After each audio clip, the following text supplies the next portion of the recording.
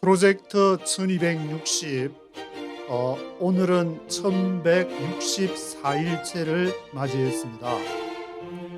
오늘은 중국에 대한 그 얘기를 엘리자베스 이카남이라고 미국 상무부에서도 햇수로 3년 동안 이렇게 일을 하고 중국 전문가로 이렇게 외교계에서 알려져 있고 CFR에서 활동하고 있는 엘리자베스 인터뷰를 소개를 해드리려고 합니다.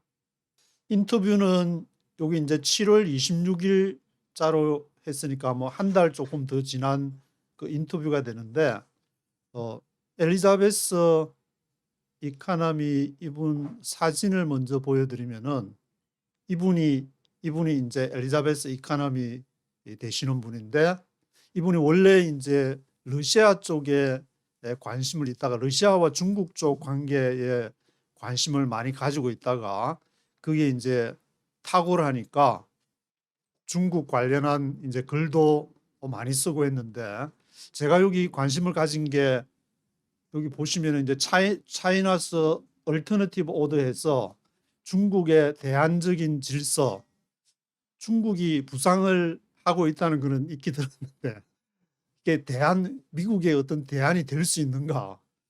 그래서 이분이 저도 이제 엘리자베스 이카남이라는 이름을 처음 듣고 이걸 쭉 읽어 보니까 굉장히 그 미국에 대한 그 비판적인 사고와 함께 대안을 제시하는, 물론 이제 미국이 앞으로 어떻게 가야 될지를 대안을 제시하는데 미국의 아픈 그 뼈를 때리고 있다는 것을 제가 보면서 이거 한번 소개를 해줘야 되겠다.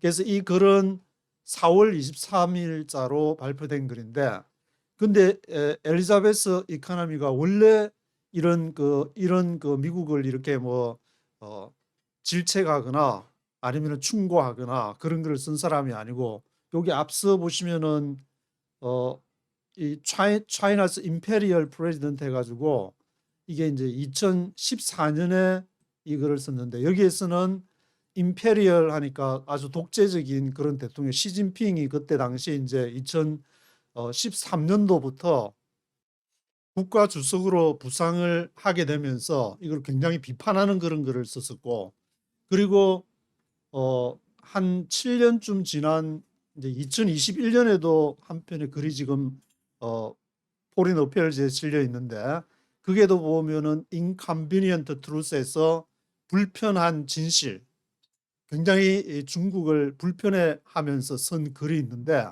이 태도가 제가 이제 요 두 개도 이제 이게 구글 번역기 돌려가지고 이해 못하는 거 같이 이렇게 쭉 다 두 개를 다 읽었는데, 근데 여기 차이나의 그 대안적인 질서를 읽어보게 되면은 여기 이제 올해 4월 23일이니까 한 3개월 조금 지난 그런 상황인데, 여기에서는 이게 중국을 물론 이제 중국에 대해서 얘기하기도 하지만 미국이 고쳐야 될 게 뭐냐 그거를 쫙 이렇게 얘기하면서 제가 이걸 읽으면서 미국의 속살을 보는 듯한 연인의 속살을 보는 듯한 그런 느낌을 받았기 때문에, 근데 이제 요 글이 나오고 나서 여기 CFR에서 이제 중요한 사안이 있으면 인터뷰를 하게 되는데, 그 인터뷰를 먼저 한번 소개를 해드리고, 그리고 그 개괄적인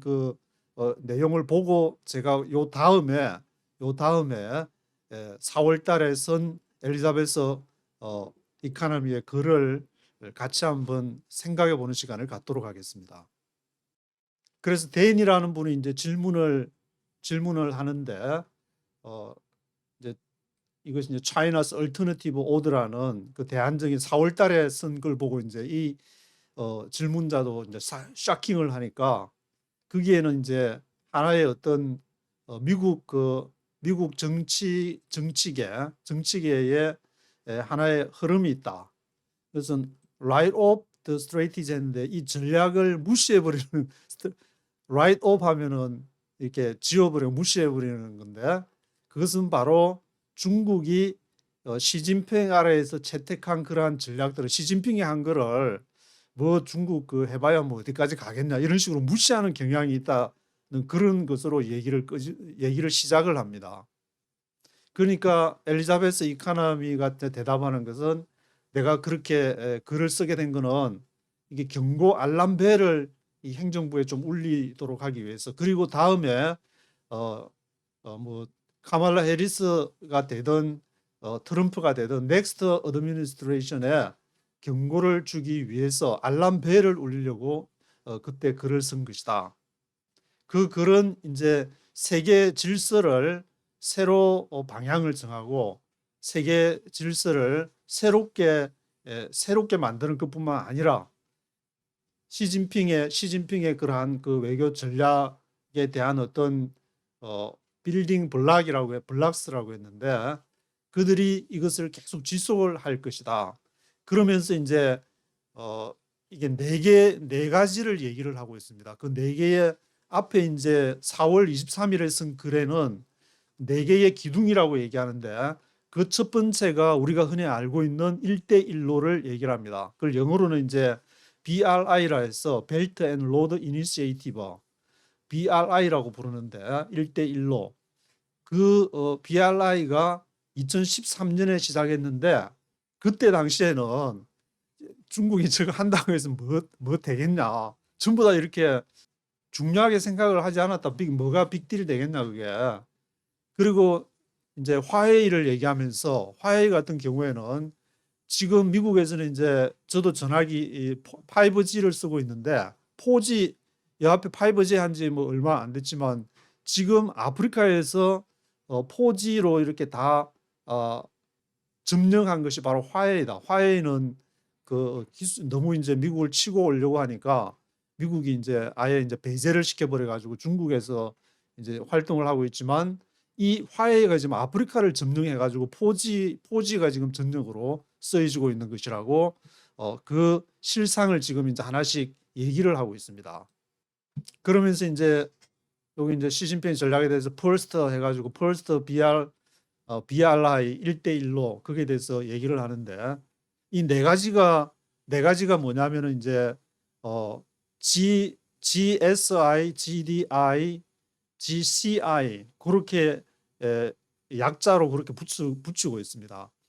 앞에 이제 GS는 글로벌 시큐리티, 그리고 I는 이니시에이티브, 그리고 GDI는 글로벌 디벨로프먼트, 이렇게 개발을 하고 이제 뭐 유엔하고 이렇게 개발을 할 때 협력이 많이 되고 있고, 유엔의 기준을 지속 가능한 그 개발 그런 것을 기준을 따라서 하고 유엔에도 이제 자금을 지원하고 뭐 그런 얘기들이 나오고 있고, 그다음에 GCI는 시빌라이제이션 해가지고 있던 문명에 관한 그 국가 시스템을 이렇게 분배하고 나누어 주는 그런 전략으로 네 가지.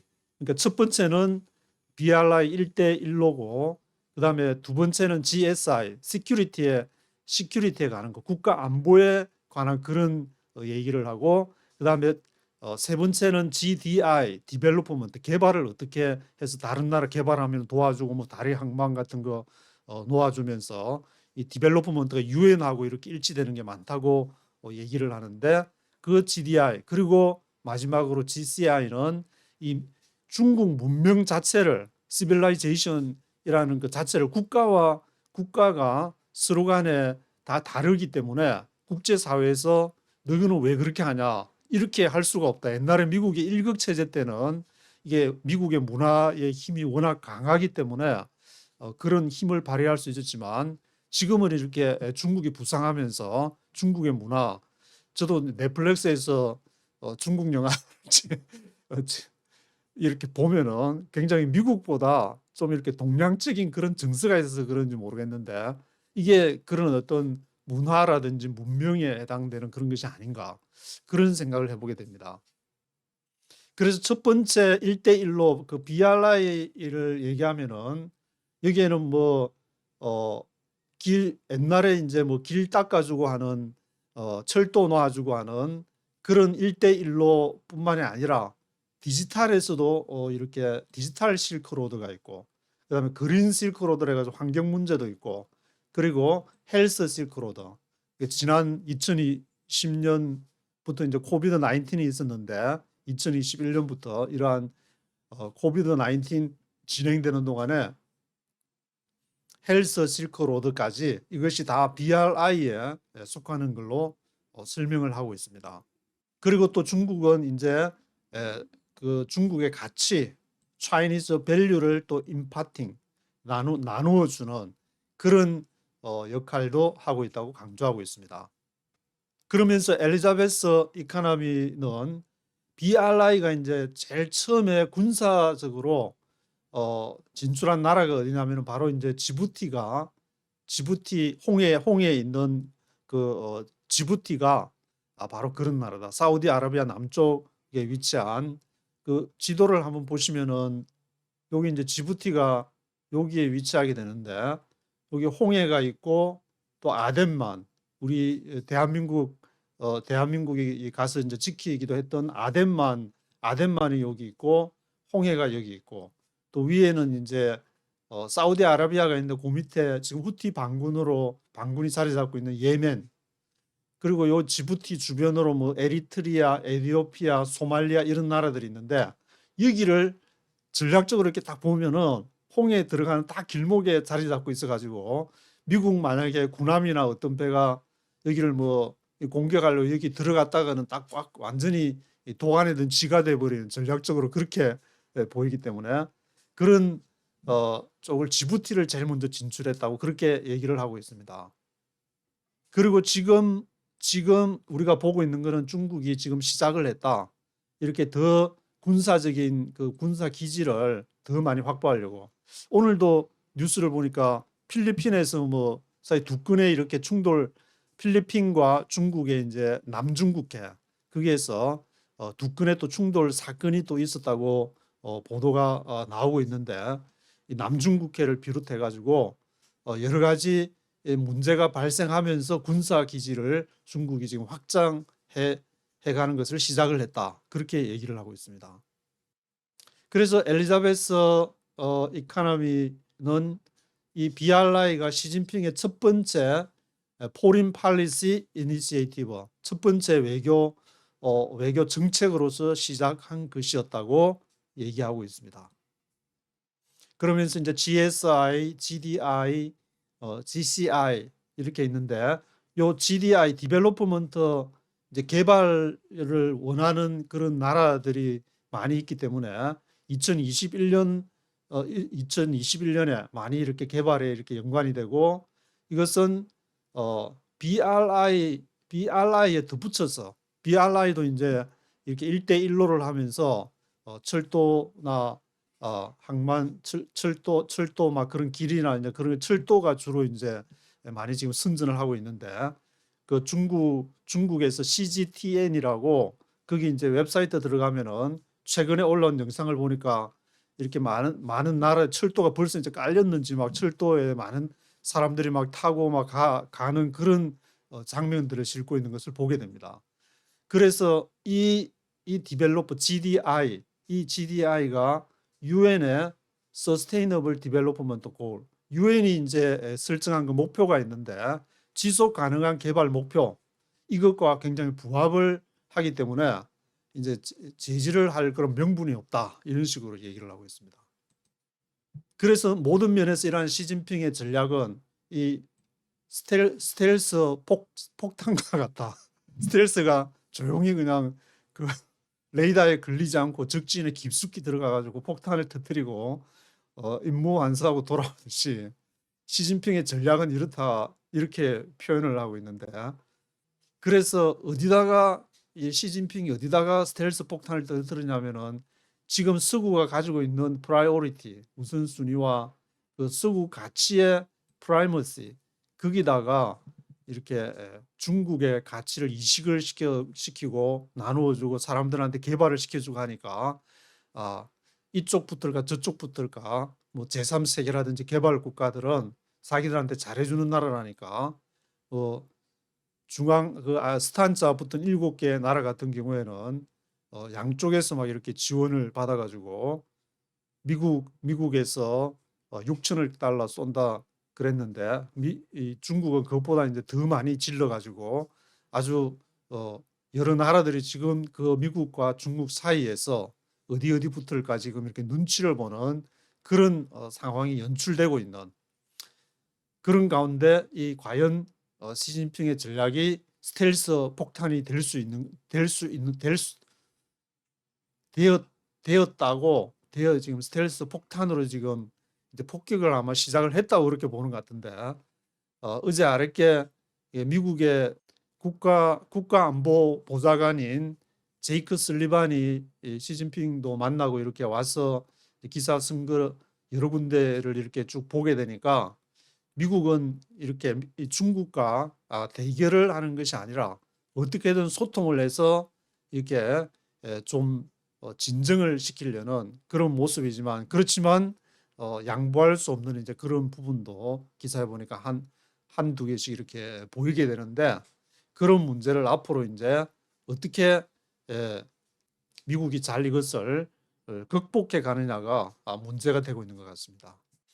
그래서 이제 BRI 다음에 여기에 글로벌 시큐리티 이니시에이티브 GSI, S 하면 이제 시큐리티 생각하시면 될 것 같은데 이 시큐리티라는 것은 국가 안보를 말하는 것이니까 이 안보 자체를 우리가 안보를 위해서 이렇게 프리엠티브 액션이라고 하는데 테이크 프리엠티브 액션 미리 선제적으로 프리엠티브하게 액션을 취할 수 있다. 선제적으로 안보가 위협하니까 누구나 국가가 뭐 망하도록 가만히 손 놓고 있는 나라는 아무도 없으니까 그래서 이 안보라는 개념을 통해서 지난번에 이제 보아 포럼을 2022년에 했는데 이것을 통해서 시진핑이 진짜로 정말 그 리얼한 포인트 중요시 이런 것은 뭐냐면은 이 안보라는 개념을 통해서 국제 안보 구조를 지금 이제 트랜스폼 하려는 이렇게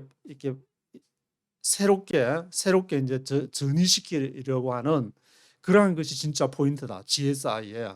근데 자기 이 국가를 위해서 다 주권적으로 선택할 권리가 있으니까 이것도 뭐 그 나라가 이제 선택하는 데 대해서 이렇게 쉽게 반박할 수 없는 그런 요소가 있기 때문에 GSI를 언급을 하고 있고 그리고 GCI 이건 C는 이제 civilization GCI를 언급하는데 이것은 모든 나라가 가지고 있는 자기 그 나라의 이제 고유한 가치, 한국 하면은 한국적인 고유한 문화가 있는 것이고 전통이 있는 것이고 그 나라의 고유한 이제 시스템이 아프리카 같으면은 뭐 이렇게 마을의 족장을 중심해서 움직인다든지 그 고유한 시스템 그 나라 각자의 길이 있기 때문에 이것을 이제 GCI라는 그 개념을 통해서 접근해 가고 있다고 얘기를 하고 있습니다. 그래서 요 앞에 4월 23일 4월 달에 쓴 글에서도 엘리자베스 이카노미가 쓴 글에도 나오지만 거기에 중국의 이제 인권 문제를 미국에서 많이 제기를 했는데 그것을 이제 여기 이제 GCI라는 개념으로 접근해가 다른 나라들을 설득해 가지고 유엔에서 표를 많이 얻어 가지고 신장 위구르의 그 인권 문제를 막 그 전에는 막 한참 이렇게 언론에 막 떠들고 하더니 갑자기 어느 날 조용해져 버려 가지고 왜 그랬나 싶었더니 이걸 보니까 중국이 GCI 그 개념을 통해 가지고 각 나라들을 이제 설득을 해 가지고 각 고유 우리 문화 인권 문제도 각 나라마다 접근하는 방식이 다른데 저것들은 지 맘대로 그 인권 무시하면서 그거는 괜찮고 우리가 이렇게 하는 거는 안 괜찮냐 이런 식으로 대응을 하니까 그다음부터는 이제 유엔에서 결정이 되니까 조용해져 버려가지고 지금 그 인권 문제가 뉴스에 신장 위구르가 언제 있었냐 하는 듯이 지금 저도 뉴스에서 본 지가 한참 된 거 기억이 까마득한데 그런 사항들이 이렇게 벌어지고 있다.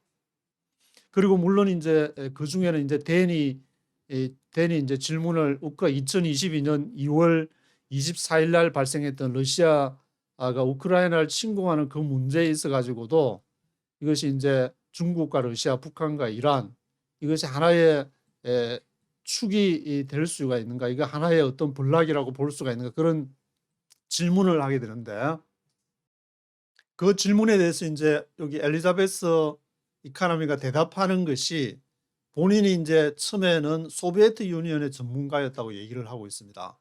그래서 그 중에서도 이제 이 소비에트 유니언하고 중국하고의 관계가 어떻게 될 것이냐, 그게 굉장히 관심이 많아가지고 자기가 모스크바 컨퍼런스에 2018년도에 참석을 했는데, 거기 이제 주제가 뭐냐면 이제 차이나가 모스크바, 그 러시아에서 이제 차이나를 주제로 학자들이 막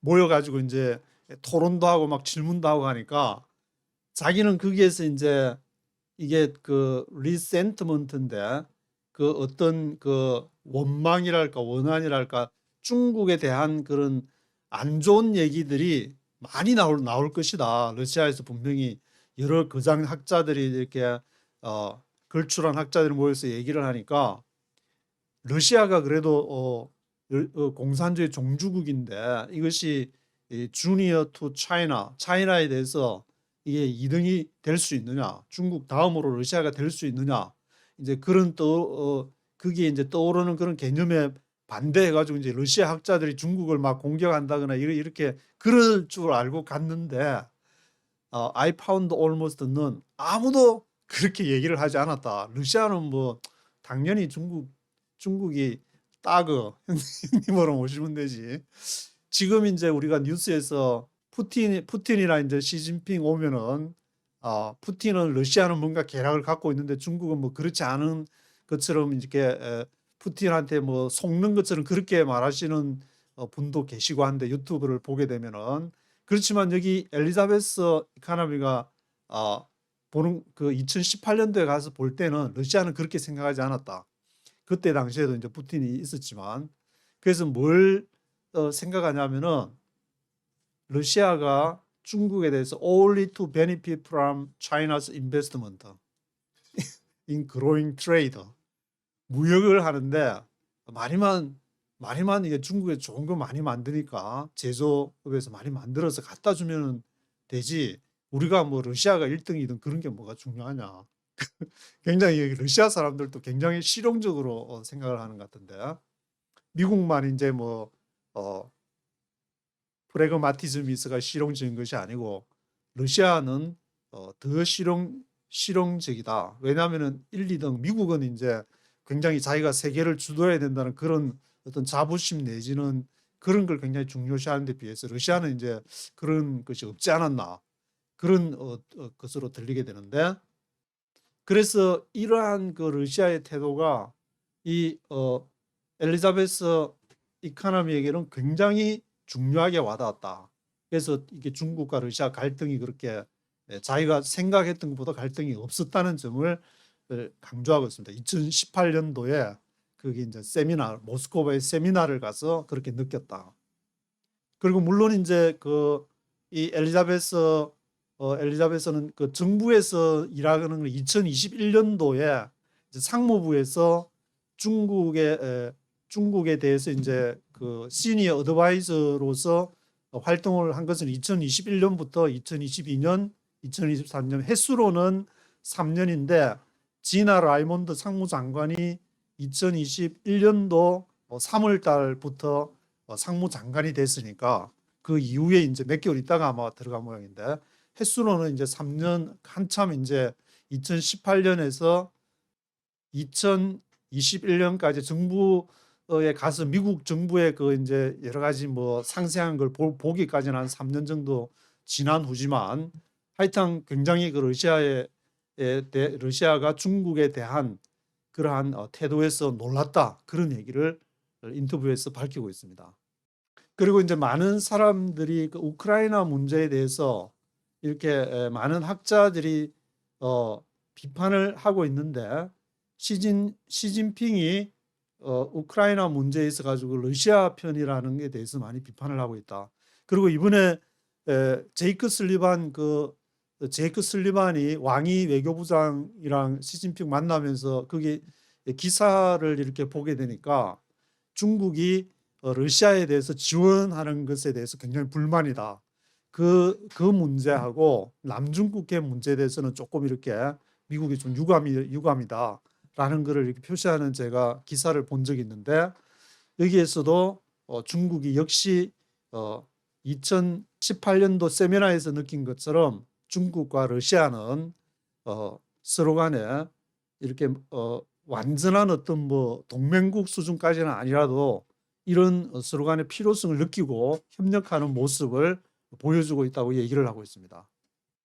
그래서 러시아가 이제 중국에 대한 문제뿐만 아니라 이란과 북한 문제도 얘기를 하면서 한 가지 이제 시각, 그 대만 문제를 언급하면서 그 시각을 얘기하는데, 우리가 보통 이제 한국에서도 지금 이제 대만에 전쟁이 나게 되면은 거기 이철 작가 같은 경우에는 책을 써가지고 이미 시작된 전쟁이라는 책에서도 얘기를 하는데, 그러면 이제 우리 북한이 중국이 대만을 치기 전에 이게 주한미군이나 한국을 붙잡아 놓기 위해서 북한에서 이제 연평도보다 조금 높은 수준의 그러한 도발을 하게 되는데, 그때를 대비를 해야 된다, 이런 식의 얘기를 하는데, 이 엘리자베스 이카노미 이분은 이제 이게 이제 미국이 그러니까 그 대만에 개입을 하느냐 어떻게 하느냐, 그 문제, 미국과 중국의 문제로 보는데, 그것이 아니다. 이게 관점이 어떤 관점으로 보냐면은,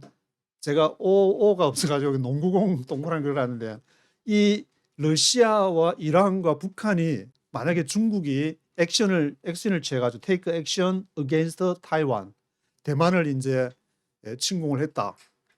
그러면은 여기에서 문제가 되는 것은 물론 미국과 중국도 문제가 되겠지만, 그것보다 더 우리가 관심을 가져야 될 것은 러시아가 어떤 입장을 취하느냐, 이란과 북한이 어떤 입장을 취하느냐, 이제 그것이 더 중요한데, 아마 미국 그 정가에서는 이쪽보다는 다른 쪽에 관심이 많아서 그런 건지 이런 얘기를 언급을 하고 있습니다. 미국과 중국의 문제가 아니라 러시아와 이란과 북한에 대한 문제다. 그래서 이제 대인이 또 질문을 하는데, 이게 바이든 그 행정부에서도 2021년부터 앞에 말씀드렸듯이 여기 지나 라이몬드 요 분이 이제 위키피디아에 나와 있는 이 상무장관으로 2021년 3월 3일부터 이게 상무부에서 장관으로 일하겠는데, 이분은 그 이력을 보면은 하버드, 예일, 옥스포드 그치 하나만 나와도 대단한 그런 걸 세 개나 다 졸업을 하셔가지고 여기 상무장관에 있으면서 대단한 추진력을 갖고 하는데, 저도 그래서 이제 상무부에서 미국 정부는 매일 신청하면은 거기서 이제 이 진행되는 정보들을 보내주니까 뭐 일주일에 한 두세 번씩 그 상무부에서 진행하는 뉴스나 소식들을 받아보게 되는데, 이 상무부에서 지금 추진하고 이제 이 책임을 지고 있는 것이 반도체 칩스법에 대해서 상무부가 이렇게 중심적으로 진행을 하고 있는 것을 보게 됩니다. 그래서 여기 이제 칩스법하고 칩스 액트하고 인더스트리얼 팔러시, 산업 정책, 여기 애톰은 미국을 말하는데 국내에서 칩스법하고 산업 정책을 이제 지나 라이몬드 상무장관을 중심으로 해서 그것이 진행되어져 가고 있는데, 이것이 이제 미국 지금 외교에서 굉장히 중요하다. 왜냐하면 엘리자베스 이카노미 이분도 상무부에서 이제 중국 전문가로 들어가서 반도체 관련 뭐 여러 가지 이제 그 수석 조언자 역할을 했기 때문에 햇수로 3년 동안에 그때 아마 이렇게 보게 되어 가지고 원래 중국에 대한 그 시각이 전에 바라보던 시각에서 그것이 업그레이드 되지 않았나, 그런 생각을 해보게 됩니다. 그리고 제가 앞에서 포린 어피어즈 하면서 알렉산더 해밀턴과 토마스 제프슨의 두 가지 노선이 있는데, 알렉산더 해밀턴이 이제 강조하는 것 중에 세 가지 중에 하나가 맨 처음에 오는 것이 카머스, 그 상업적인 그런 문제이기 때문에 이것이 상무부가 미국에서 차지하는, 물론 이제 뭐 국무부라든지 국방부라든지 여러 가지 부서들이 다 중요하지만 그 중에서 카머스 닷 가브 하면은 미국의 상무부 웹페이지가 되는데, 거기에 들어가면 이렇게 보실 수 있겠지만 굉장히 중요한 역할들을 지금 이제 제가 알고 있기로는 미국이 이제 반도체 삼성도 텍사스에 막 짓고 있지만 이것을 미국에 필요한 곳에 단지를 조성해 가지고 그게 이제 뭐 학교도 설립하고 연구진들을 해서 미국 곳곳에 이렇게 쫙 뿌릴 그러한 계획을 갖고 상무부에서 진행하는 것을 제가 메일을 이렇게 받아보면은 그것을 알 수가 있는 것 같습니다. 그래서 저도 시간이 되면은 여기 이제 보스턴 위쪽으로 지금 현재로 있는 데가 미국에서 그 텍사스 지금 삼성이 있는 그 부근하고 보스턴 위쪽에도 그런 곳이 있어서 준비가 되면은 한번 좀 이렇게 가보고 싶은 그런 생각을 갖게 됐는데 그만큼 상무부가 미국에서 하는 역할이 굉장히 중요하다. 그것을 강조를 하고 있습니다. 그래서 엘리자베스 이분께서 이게 라이몬드에 대해서 이제 이 사람이 어떤 사람인가 자기가 이제 햇수로 3년을 같이 있어 보니까 내가 알았는데 이분은 이 talking about domestic policy 국내 문제나 또 foreign policy 해외의 어떤 외교 문제나 이거에 대해서 she never take us no, never take us no라고 말한 적이 결코 없다. 그렇게 해야지. 그러면서 그러면서 it's always 항상 어떤 태도를 가지고 있냐면은 how do we get this done? 우리가 어떻게 이걸 해낼 수 있냐 그러면은 how do we move forward? 우리가 어떻게 앞으로 전진할 수 있냐? 우리가 어떻게 이것을 해낼 수 있냐? 그런 아주 진취적인 사고력을 가진 사람이라는 것을 강조를 하고 있습니다. 이렇게 사진을 보더라도 굉장히 사람이 이제 적극적이고 진취적으로 보이고 또 자기가 여기 있으면서 뭐 하버드, 예일, 옥스퍼드 있으면서 이게 앞으로 세계 방향이나 어떤 경영에 대해서는 다 마스터하고 한 이유기 때문에 어떻게 그것을 문제 해결에 대해서 적극적인 태도를 갖고 있다는 것을 강조하고 있습니다. 그래서 요 칩스 앤 사이언스 액트 그 정식 명칭이 이제 여기 칩스 앤 사이언스 액트라는 것이 우리가 보통 이제 칩스법 반도체법이라고 하는 불리우는 것인데 그 상무부의 그 센터는 미국과 EU의 TTC가 되는 것이고 그리고 인도 태평양 경제 프레임워크 그것을 이제 상무부가 이제 리드를 하고 있다. 그런 얘기들을 하고 있습니다. 물론 이제 거기에는 이제 동맹과 함께 일을 해가야 되니까 allies and partners 항상 그래서 foreign affairs 강조가 되는 동맹과 그 협력국 allies and partners와 함께 가야 된다. 물론 이러한 문제는 이제 상무부만 하는 것이 아니고 이제 다른 아들 뷰로크래시스 다른 부서들하고도 같이 인발브가 돼 있는 문제지만 뚜렷하게 이제 상무부가 여기에서 그 역할들을 하고 있다는 것을 말하고 있습니다. 그러면서 이게 대인이 질문하는 내용 중에서 요게 이제 지금 미국의 외교가에서 논쟁이 되는 그러한 문제들을 이해할 수 있는 이 사람이 두 분이 나오는데 한 사람은 맷 바팅거 그리고 또 한 사람은 마이크 갤러그라는 두 사람이 나오고 있습니다. 이 사람 맷 바팅거라는 분은 이전에 이제 트럼프 국가안보위원회에서 일하신 분인데 맷 바팅거 이분이 있고 그리고 마이크 갤러그라는 분은 이전에 이제 의회 그리고 중국 소위원회 의장으로 이렇게 활동하신 분이기 때문에 이분들 글도 이제 나중에 조금 어떤 문제에 있어서 이게 다른 글을 제가 읽어보면은 포린 어페어즈에서 이분에 대해서 뭐 이렇게 반박을 한다든지 또 인용을 한다든지 그런 것들이 이렇게 볼 수가 있어가지고 맷 파팅거하고 마이크 갤러그에 대한 글도 나중에 한번 소개를 해보도록 하겠습니다. 그래서 이분들이 이제 그 외교 지금에 있는 외교에 대해서 잘못된 점들은 이제 비판을 하니까 이제 거기에 대해서 응답을 해야 되고 외교 분야의 이제 전문가들끼리 토론이 디베이팅이 벌어지고 하니까 이 맷 파팅거와 마이크 갤러그를 언급을 하고 있습니다.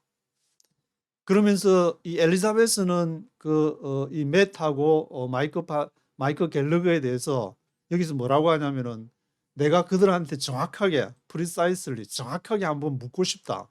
이 왜 지금 언더마이닝 US 내셔널 그랬는데 미국의 내셔널이나 이코노믹 시큐리티 그러한 경제 안보를 언더마이닝 한다는 것은 좀 낮춰서 본다는 건데 이 두 분이 이제 굉장히 미국에 대해서 좀 낮춰서 그게 외교에 대해서 조금 그렇게 안 좋은 것을 잘못되고 있다고 얘기를 하니까 한번 프리사이슬하게 뭐가 그렇게 정확하게 한번 지적을 해봐라. 그렇게 한번 얘기를 해보고 싶다. 그런 얘기를 밝히고 있습니다. 그리고 또 대내 질문이 이어지고 있는데 여기에서는 지금 미국이 사실상으로 중국의 부상을 이렇게 뭐 제한하고 있는 것이 아닌가. 컨테이닝 차이나 이게 중국을 이제 제한한다는 말인데 이것을 컨테이너 하면 이제 그릇이니까 뭐 그릇에 담는다고 생각하시면은 이 컨테이닝이라는 표현을 이해하기가 쉬울 것 같은데 맞는지는 모르겠지만 컨테이닝 차이나 하는 것이 아닌가 그런 질문을 하니까 이 엘리자베스의 대답이 우리가 그렇게 안 한다고 말할 수는 없다. 분명히 이제 클리얼리 우리 분명하게 중국을 컨테이너하는 건 맞다. 근데 다 그런 건 아니다. 우리가 중국에 대해서 이코노믹 그로서 경제적으로 경제적으로 성장하는데 우리가 뭐 컨테이너하거나 그런 건 아니다. 그것이 as long as에서 뭐 하는 이상 그런 게 아니냐면은 우리의 내셔널 시큐리티니까 국가 안보를 언더마인 국가 안보를 이렇게 추락시키는 일이나 그런 거와 관련되지 않는 한은 이 중국이 이코노미 그로스 하는데 경제적으로 성장하는데 우리가 뭐 컨테이너하고 그런 건 없다. 그래서 분명히 미국은 중국을 컨테이닝 하고 있다는 것을 건전하게 성장하는 그런 거는 원하지만 그렇지 않은 부분에서는 충돌이 되고 있다는 것을 알 수가 있는 것 같습니다. 그리고 이제 중국을 컨테인하는 중에 하나를 언급하는 것이 we are trying to contain their bad behavior in the South China Sea. 이게 이제 남중국해를 또 언급을 하고 있는 것 같습니다. 그리고 또 하나 언급하는 것이 여기 이제 스포팅 러시아를 지원해 주는 거. 그러니까 이 두 가지가 지금 이제 제이크 슬리반이 이번에 중국을 방문해 가지고 좀 유감 이렇게 지금 보니까 저도 두 가지가 제이크 슬리반이 제기한 문제하고 같은데 이것이 바로 미국 그 전체 중심부 외교가에서 보는 중심적인 시각이 아닌가. 남중국해 문제하고 중국이 러시아를 지원하는 그 문제 굉장히 지금 민감한 사안이 아닌가. 배드 비헤이비어다. 그런 시각임을 알 수가 있는 것 같습니다. 그리고 이제 대내 질문이 또 이어지는데 만약에 중국으로부터 뭔가를 이제 배울 필요성이 있다면은 뭘 배워야 되냐? 우리가 이제 디퍼런트 이코노믹 경제 그 레벨도 다르고 또 폴리티컬 시스템도 다른데 우리가 중국으로부터 뭘 배워야 되냐? 그렇게 이제 얘기하니까 엘리자베스의 대답이 여기에서 이제 중국은 미국은 지금 미국이 관심 가진 나라들은 여기에도 나오지만 요 중간에 나오죠. 서플라이 체인과 미국이 이제 먹고 사는 그런 데 직접 이익이 되는 쪽에 관심이 많은데 중국은 그렇지 않다는 시각으로. 왜냐하면 여기 이머징하고 미들 인컴 이코노미즈가 나오는데 그런 쪽으로 많이 진출을 했기 때문에. 근데 미국은 아프리카도 별로 돈이 지금 안 되니까 그런데 아프리카도 무시하고 또 중남미 라틴 아메리카도 너희들은 왜 그렇게 할 때마다 싸우고 그러냐 뭐 하여튼 그런 시각이라서 그런지 몰라도 아프리카 라틴 아메리카 또 여기 제가 표시에는 X 표시라는 게 여기 아프리카가 처음이고 그다음에 라틴 아메리카가 있고 그다음에 캄보디아, 라오스, 미얀마를 언급을 하고 있습니다. 그래서 캄보디아, 라오스, 미얀마는 왜 또 미국이 도외시하는가? 예를 들면 이제 남중국해가 미국이 전략적으로 중요하다 했으니까 왼쪽에 이제 좌측령 우베코, 왼쪽에 베트남, 오른쪽에 필리핀이 있으니까 그 두 나라는 굉장히 중요한 걸 알겠는데 그런데 캄보디아 요 지도를 한번 보시면은 캄보디아하고 라오스는 요 내륙 쪽에 있기 때문에 별로 미국이 전략적으로 볼 때 별로 좀 돈이 안 된다고 생각해서 그런 건지. 그리고 미얀마는 또 이렇게 중국 쪽으로 많이 붙고 하니까 미얀마는 요 4월 23일에 했던 거래는 미얀마가 포함이 안 되고 이제 캄보디아하고 라오스만 포함이 됐는데 여기 지금 인터뷰할 때 한 3개월 지나서 인터뷰를 할 때에는 이게 미얀마도 지금 포함이 된 것을 볼 수가 있습니다. 그래서 이 미국의 입장에 찬밥이라고 해야 될까? 아프리카, 라틴 아메리카, 캄보디아, 라오스, 미얀마를 지금 엘리자베스 이카노미 분께서 지적을 하고 있습니다. 그래서 요 중간에 있는 거 보면은 미국이 이제 결정할 때 어떻게 결정하느냐. 여기에 이제 Here are the rules of the game이 있다. G7이나 뭐 이렇게 미국하고 EU, 그다음에 이제 미국이나 한미일 해가지고 이제 미국, 일본, 그다음에 한국도 그러니까 위상이 대단히 높다는 걸 알 수 있는데 여기서 이제 우리가 이렇게 결정했으니까 오케이, please sign unto them, rest of the world. 나머지 나라들 전부 다 따라와. 이 중요한 나라들이 다 유럽도 사인하고 일본도 사인하고 한국도 사인하지 않았냐. 그런 식으로 지금 하고 있다. 그래서 이게 중국은 그렇게 하지 않았다는 것을 이제 나중에 이제 보면 결과적으로 이렇게 나오게 되는데, 그래서 우리 미국이 이렇게 바라보는 것은 이렇게 네로 밴드 오브 컨트리 있어, 좁은 그 국가적인 시각이 아니냐.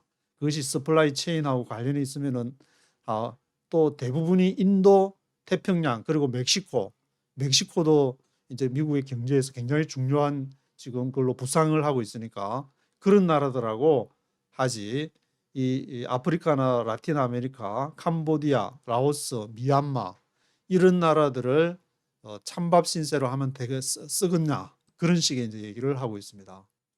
그래서 엘리자베스 분께서는 이제 우리가 디마크러시를 이렇게 하고 있는데 디마크러시에도 그 차별하는 것이 위배될 뿐만 아니라 만약에 우리가 그들을 exclude, 제외를 시키게 되면은 중국이 이제 가벌스톰업 해가지고 그들을 낚아채 간다. 중국이, 우리가 무시하면 중국이 낚아채. 동맹이 중요한데 그런 동맹들을 중요시 하나하나 여겨야 되지. 그래 되겠냐. 그래서 다른 데서도 나오지만 이게 외교에서 이제 외교관이나 뭐 영사관들을 많이 중국은 설립해 가지고 직접 사람들한테 얼굴도 나타내고 또 막 격려도 해주고 막 그러는데, 미국은 그게 아예 30개 나라가 아예 막 모자라 없다고 해가지고 또 미국이 뭐 또 거기 가서 막 중국처럼 그렇게 할 사람들도 아니니까 제가 보기에 그런데 좀 이렇게 좀 뒤처지는 것이 있다. 근데 동맹이 중요하다는 것을 각성을 해야 된다는 그런 식으로. 그래서 next administration에서는 needs to focus on, 여기에다가 포커스를 좀 잘 맞춰서 해야 된다는 점을 강조를 하고 있습니다. 그래서 이 부분도 이제 대인이 질문하는 건데 이 정부 2021년도에 상무부에 중국에 관련한 이제 수석 시니어로 가기 이전에 이제 쓴 것이 바로 불편한 진실, 중국의 불편한 진실에 대해서 글을 썼는데 거기에서는 그 엘리자베스 분께서 당신이 어드밴티지 포지션이라고 그렇게 봤는데, 그리고 이 폴리티컬 이제 디스펑션, 잘 펑션하지 않는 것은 이제 한쪽 편으로 남겨두고 우리는 그러한 이제 좋은 점들을 지니고 있다는 좋은 시각으로 그 당시에는 그렇게 했는데, 지금 이렇게 보면 우리가 앞으로 중국에 대해서 맞이하게 될 거를 클리어 아이드 뷰, 눈 크게 뜨고 보게 되면 이걸 어떻게 생각하냐, 그런 걸 이제 질문을 하니까 이 부분은 이제 중국의 문제점에 대해서 지금 그 얘기를 하시는데, 실제로 중국이 아주 이렇게 polarized politically, 정치적으로 이렇게 polarized란 말은 이제 분할되었다, 여러 이렇게 분리되어져 있기 때문에 이것이 앞으로 중국의 경제가 앞으로 나아가는 데 굉장히 이제 이렇게 지체가 되는 그런 상황이 될 것이라고 얘기를 하고 있습니다. 그 중에 하나가 이제 실패한 것이 뭐냐면은 바로 로컬 가버먼트 뎁트라고, 중국은 중앙정부와 지방정부가 있게 되는데, 지방정부가 이제 그동안에 중국이 생산력을 높이기 위해서 막 각 34개 성끼리 막 경쟁을 시키고 할 때 많은 빚을 이제 지게 했는데, 그것을 지방정부의 빚을 이렇게 빚을 처리하는 데서 실패를 했기 때문에 이것이 이제 한 예로서 많이 지금 정치적으로 이렇게 분리가 되어 있는, 분할되어 있는 그런 상황인 것을 얘기를 하고 있습니다.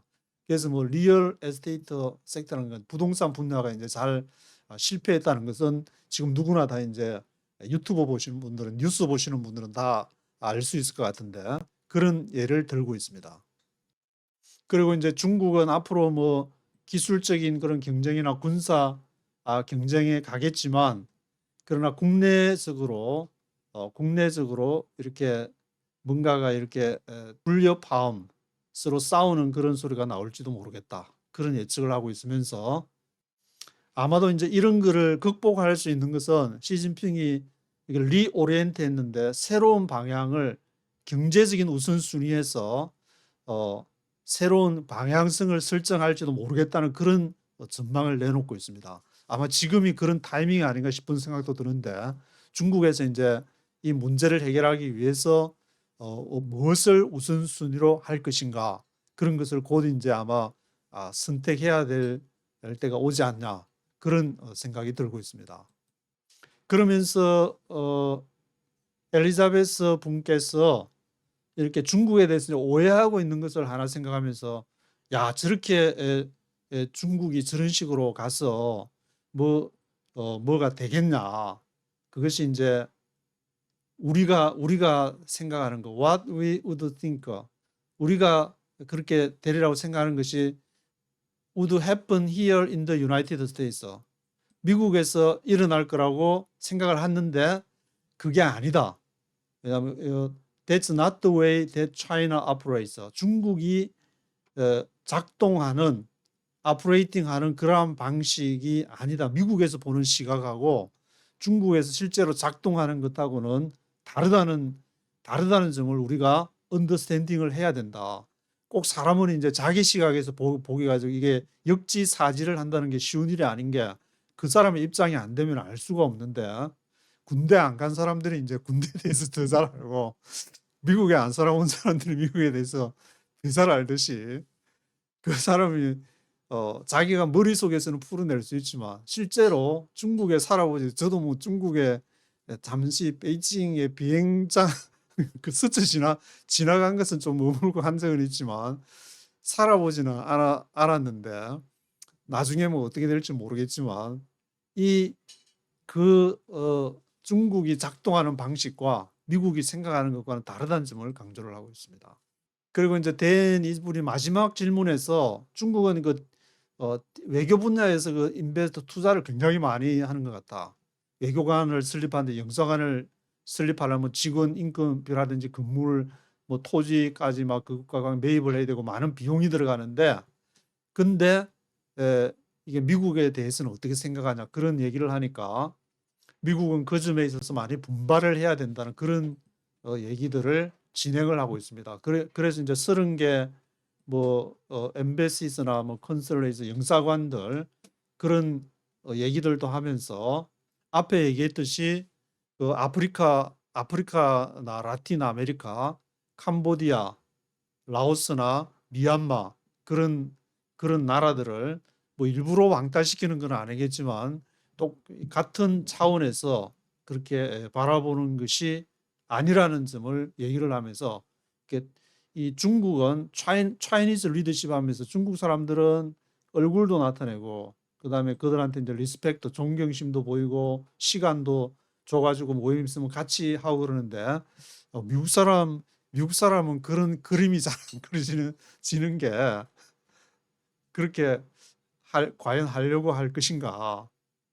그렇게 얘기하면서 이제 미국의 아프리카 리더 중에서 첫 번째 이렇게 방문한 한 사람이 있는데 그게 윌리엄 루토라고 얘기를 하는데 제가 뭐 찾아볼 수는 있겠지만 어느 나라인지 찾아보진 않았는데 이분은 20년 만에 처음으로 미국을 방문했다. 아마 아프리카 정상 중에 한 사람이겠지만 이런 일들이 비일비재하게 발생하기 때문에 미국이 너무 이렇게 돈 되는 것만 자기 돈 되는 것만 많이 하면서 좀 앞을 바라보면서 장기적인 이렇게 전략으로 동맹을 그렇게 관계를 맺고 하는 게 부족하지 않나 하는 그런 생각을 좀 해보게 됩니다. 그래서 요 앞에 4월 달에는 그래도 나오지만 이 엘리자베스 이분이 이제 정부 기관에 있다가 3년 해수로 3년째 있다가 거기서 강조하는 거는 이 우리의 시각을 바꿔야 된다. 태도의 변화가 있지 않으면 접근에 대해서 변화가 있지 않으면은 뭐 큰 코 다칠 수도 있다. 쉽게 말해서 그런 얘기들을 하고 있기 때문에 지금이 선거를 앞두고 미국이 그러한 전환점을 지금 돌고 있는 상황이 아닌가. 그래서 다시 한번 이분이 그냥 그 일반적인 그 분도 아니고 상무부에서 이렇게 수석으로 중국에 대해서 이제 전략가로서 얘기를 하고 그 전에도 물론 이렇게 전문가로서 활동을 해왔고 CFR에서 지금도 활동을 하고 있기 때문에 이분이 그 외교가를 대표해서 이런 말을 하는 것은 중요한 지금 외교 분야에 대해서 일침을 놓는 그러한 것이 아닌가라는 그 생각이 저는 들었습니다.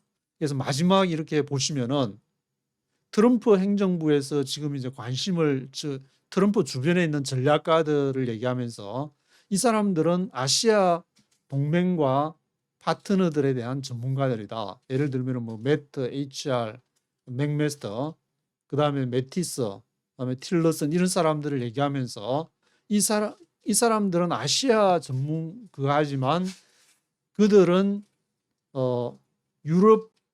유러피언 파트너즈와 엘라이즈에 대해서는 이게 be good at 하면 뭘 잘한다는데 they were not very good at working with our European partners and allies.